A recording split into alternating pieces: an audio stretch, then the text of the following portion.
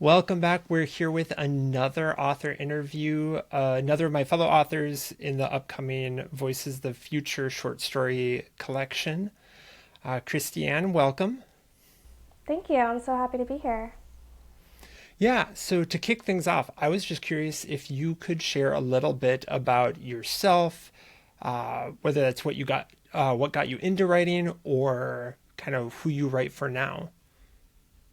Yeah, so I've always written pretty much when I was a very little kid. Um, I grew up overseas as a third culture kid, so that kind of informed a lot of my writing.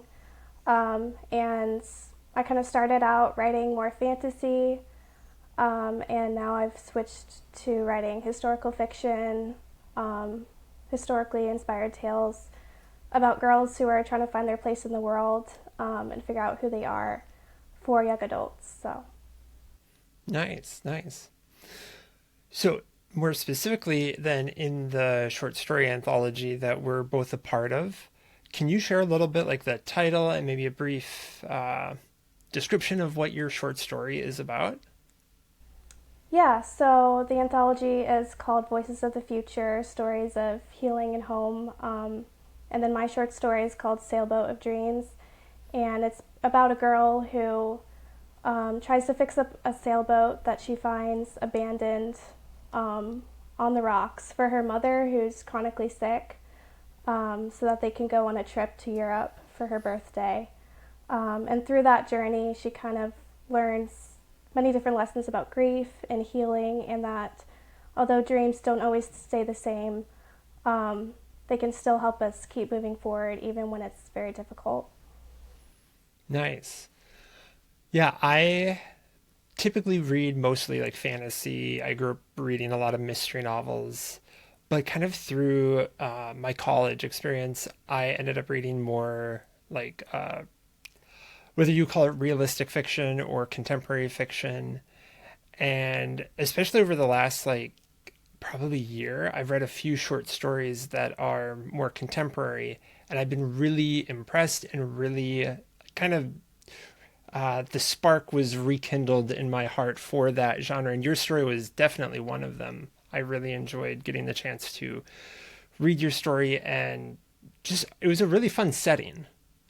I think that's something a lot of people don't consider as much in contemporary or historic fiction, that the setting is just as interesting and can be just as vibrant and cool as Middle Earth or some other crazy fantasy world.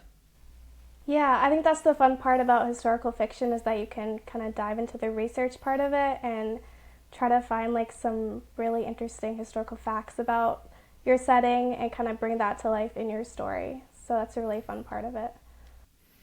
So, having grown up as a third culture kid, did that kind of thinking back on your childhood, do you have a number of locations that you would like to write a story set in? Yeah, I'm actually working on a story right now that is set in South Africa, which is where I lived for 10 years. Um, so that's been really fun to work on. Yeah, I love working on European settings. I love to do some stories set in Africa. So yeah, any place that you don't really see a lot of in fiction Yeah, that hasn't been addressed so much. yeah. Well, I mean, I live in Minnesota, and I don't think Minnesota's represented that much, but I also don't think That's you true. people want to visit here to do research, anyways. But that's so cool. Is there anything else you would like to tell people about yourself, where they can find you? Yeah, so you can find me on Instagram or Facebook under Kristianne Hassman or Kristianne Hassman Author. I also have a website at kristiannehassman.com. Um, and then I do have an email list that you can sign up for as well. Awesome. Yeah, I'm so excited to see a lot of these authors getting to read like your short stories and just starting out on the ground floor, watching where our careers go. I think that will be such a fun process. Yes, yeah, I think this anthology is a great like jumping off point for that. And it's kind of low key, low pressure, and it's just a fun way to work with other students and get our work out there. So Cool. Well, thank you so much for joining us today. And I can't wait for people to check out your short story. thank you so much. Thank you for having me.